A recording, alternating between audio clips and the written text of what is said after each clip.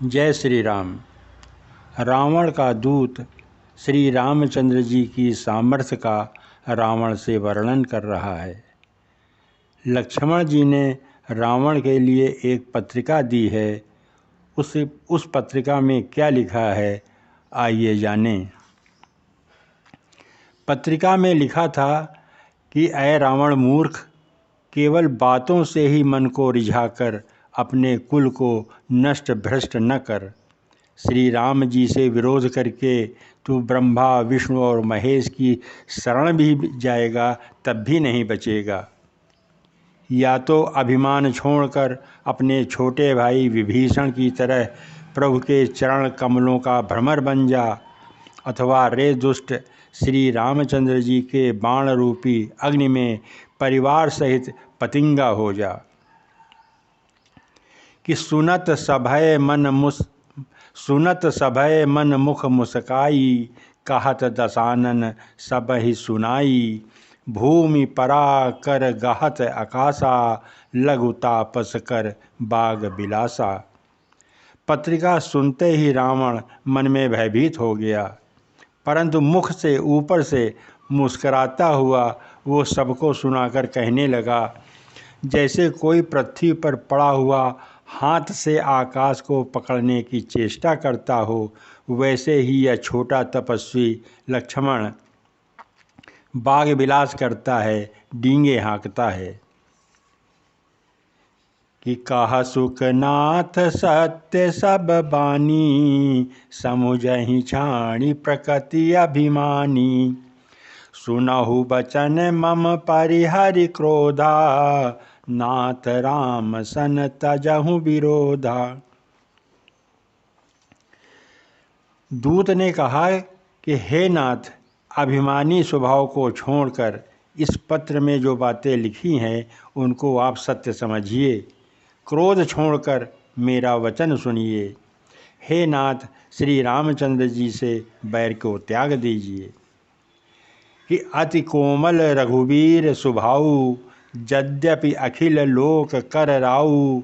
मिलत कृपा तुम पर प्रभु करिहैं, उर अपराध न एकऊ धरहैं। यद्यप श्री रघुवीर समस्त लोगों के स्वामी हैं, पर उनका स्वभाव अत्यंत ही कोमल है।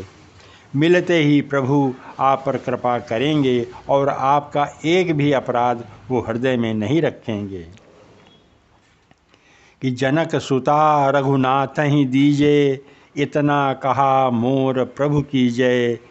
जब ते ही कहा देन वैदेही, चरण प्रहार कीन सठते ही।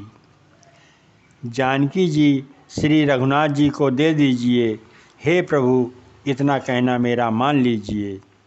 जब उस दूत ने जानकी जी को देने के लिए कहा, तब दुष्ट रावण ने उसको लात मारी। कि नाई चरण सिरु चला सो तहाँ, कृपा सिंधु रघुनायक जहाँ। करि प्रणाम निज कथा सुनाई, राम कृपा आपनि गति पाई। वो वही विभीषण की तरह चरणों में सिर नवाकर चला जहाँ कृपा सागर श्री रघुनाथ जी थे। प्रणाम करके उसने अपनी कथा सुनाई और श्री रामचंद्र जी की कृपा से अपनी गति मुनि का स्वरूप पा गया।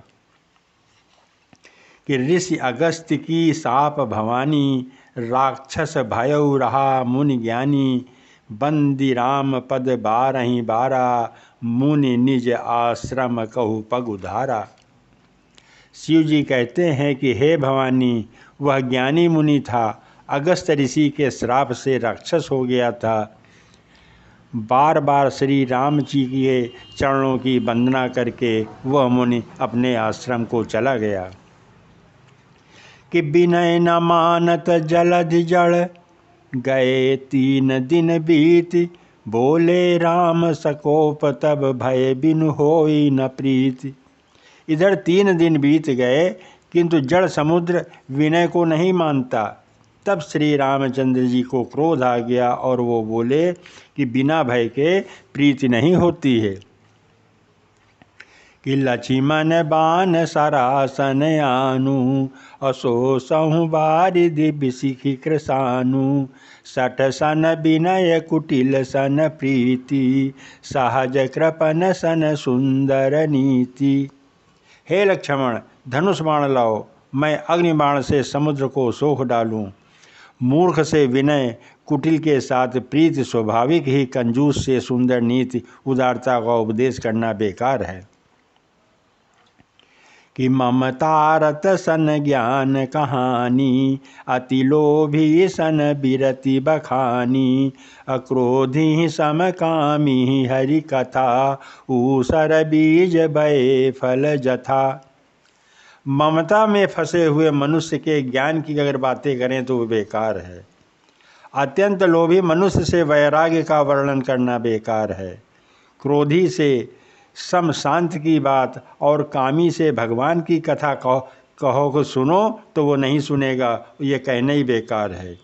इनका वैसा ही फल होता है जैसे ऊसर में बीज बोने से होता है, अर्थात ऊसर में बीज बोने की भांति ये सब व्यर्थ चला जाता है। जय श्री राम, जय श्री राम।